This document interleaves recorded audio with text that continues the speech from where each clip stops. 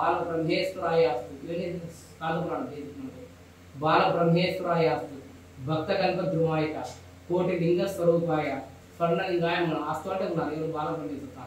ఇక్కడ భక్త కల్ప ధ్రువాయి భక్తుల పాటు కోటి లింగ స్వరూపాయ ఈ ఒక స్వామివారికి అభిషేకం చేసి కోటి లింగాలు ఇక్కడ కోటి లింగాలు అంటే కోటి దేవతామూర్తులు మనం తీసుకోవాలి సో అలాంటి కోటి దేవతామూర్తులను పూజిస్తే ఎలాంటి ఫలితం వస్తే అలాంటి ఫలితం వస్తుంది స్వర్ణలింగాయ మనం విశేషించి అలాంటి లింగం బంగారలింగం కాబట్టి ఇదోడు స్వర్ణలింగం అని చెప్తున్నాం పైగా విగ్రహం నుంచి బంగారు ఇవన్నీ శాస్త్రీయ ప్రమాణాలు స్వర్ణలింగాయ మనం ఉన్నతమైన స్థానం అన్నమాట సో స్టార్ట్ చేద్దాం జాతకరీత్యా ద్వాదశ భావ స్థాన స్థితాః ఏ ఏ గ్రహాः అరిష్ట స్థానేషు శుభఫల ప్రాప్త్యర్థం యజమాన్యస్య అంతర్గత బహిర్గత శత్రు పలాయనార్థం మమ నివాసిత గృహ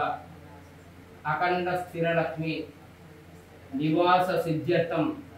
మమ సత్సంతాన అఖండ విద్యాపారంగత సిద్ధ్యర్థం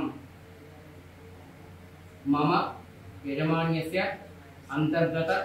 బహిర్గత శత్రు పలాయనార్థం జనాకర్షణ ద్వారా రాజ్యాధికార యోగ్యత సిద్ధ్యర్థం బుధాదిత్య యోగ్యత సిద్ధ్యర్థం అన్యోన్య బ్రాహ్మణ సహాయన భక్తిపూర్వక విశేషితః మహారుద్రాభిషేక పూజాంచ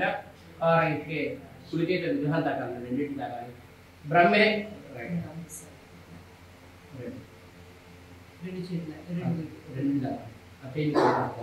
బ్రహ్మేశ్వరింద విశ్రేయస్సాగా దేహేమనామ్రే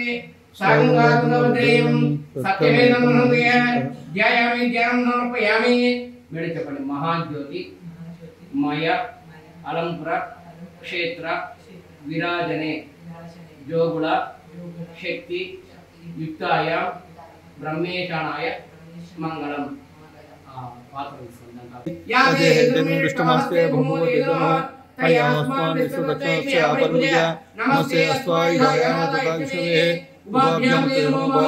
సదాశివాయ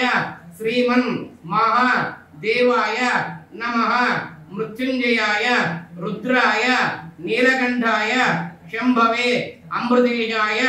శర్వాయ మహాదేవాయ నమో నమః బుధస్య దీర్ఘ బుద్ధించ మంత్రే మంత్రే రహస్యంచ శుక్ర సౌఖ్యంచ శని శాంతించ రాహో రాజ్యంచ కేతూనాం ప్రబలం సహస్ర గావో విభవం మహావిశ్వయాస్త విపై బృహస్పతి